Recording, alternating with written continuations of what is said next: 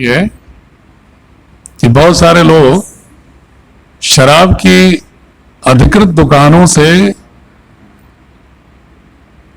एक जुगाड़ व्यवस्था के तहत शराब जो है प्राप्त कर ले रहे हैं। उस पर हमने आज से सख्ती करने का और निर्णय लिया है कि ऐसी घटनाएं हो रही तो उस पर सख्ती से रोका जाएगा।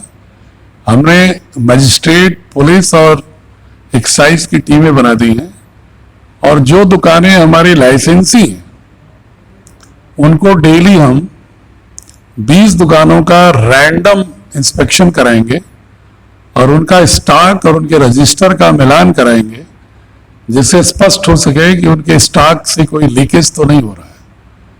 इसलिए उन्हें आगाह भी कर रहा हूं इसके माध्यम से कि अगर इस बिजनेस में इन्वॉल्व हो तो अपनी दुकान के लाइसेंस से हाथ धो बैठेंगे, इसलिए ऐसी गतिविधियों से दूर रहें।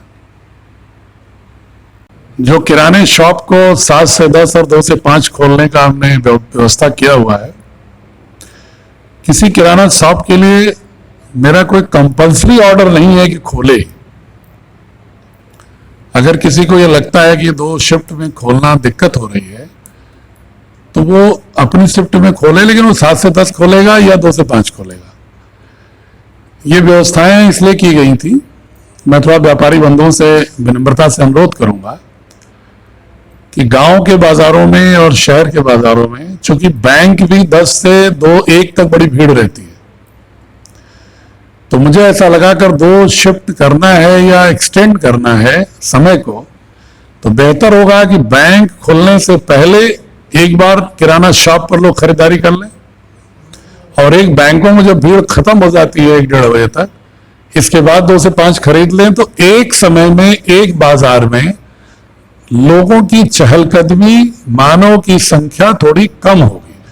आज की तारीख में कोरोना के रोकथाम से जरूरी है कि हम ऐसा साइंटिफिक सिस्टम रखें कि कम से कम लोग एक समय पर लोग आगे बाहर निकलने के लिए आए। ये कारण था। थोड़ी अगर आपको असुविधा हो रही है तो उसके लिए माफी चाहता हूं, लेकिन व्यवस्था में सहयोग करें।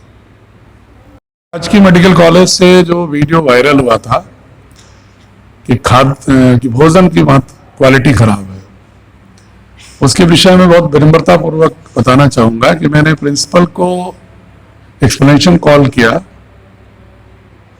और जितने लोग क्वारंटाइन में एक्टिव थे सबके टेलीफोन नंबर हमने मंगाए और मैंने इंडिपेंडेंट रूप से एसआर हॉस्टल में और आइसोलेशन वार्ड के लोगों से 25% लोगों से रैंडम हमने खुद बात किया।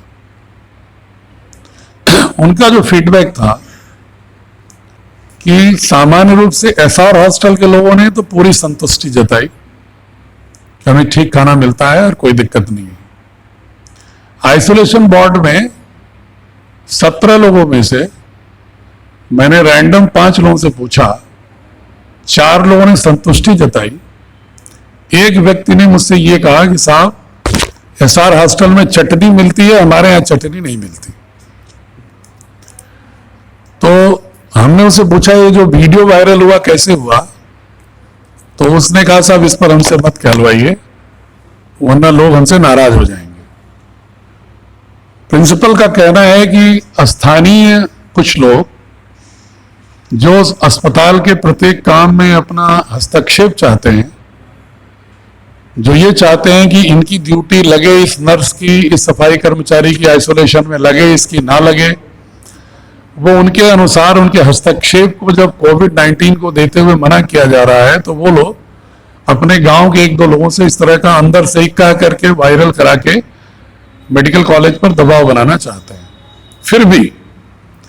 फिर भी हमने सीएमओ को भेजा, कल खाने को चेक कराया और ये हिदायत दिया है कि चाहे वो 4th क्लास एम्प्लॉई हो चाहे कोई एम्प्लॉई हो, जो हमारा स्वास्थ्य कर्मी है, कोरोना का योद्धा है, उससे उसका मेनू एक फॉर्मेट पर उससे खुद दस्तखत करा के लीजिए और जो भोजन चाहता है वो भोजन दीजिए। आप मेनू अपने अनुसार नहीं बल्कि उसके अनुसार मेनू तय करिए।